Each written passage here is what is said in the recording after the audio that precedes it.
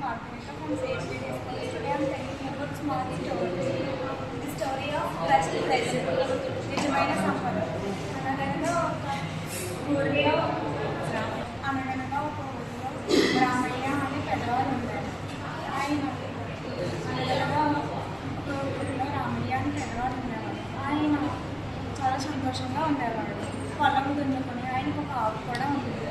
ఆ పాలు ఇవ్వడంలో చాలా ఆనందంగా ఉండేది. అయితే ఆ పక్కన ఉండే వాళ్ళందరూ చూసి చాలా కులుకునేవాడు.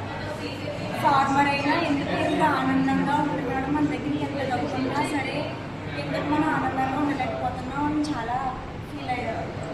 అయితే వాళ్ళ పక్కన వాళ్ళు చాలా ధన్యవాదాలు.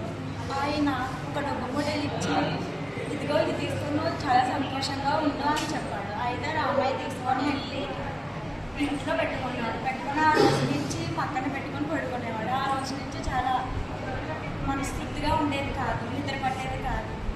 ఎందుకు అని చెప్పేసి తాను అనుకుంటే ఇది ఎవరైనా పట్టుకెళ్ళిపోతారేమో అని భయంతో ఉండేవాడు.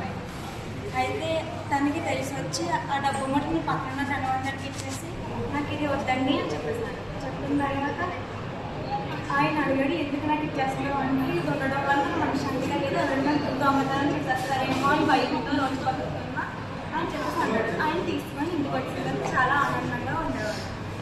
మోరల్ ఆఫ్ ద స్టోరీ ఏంటంటే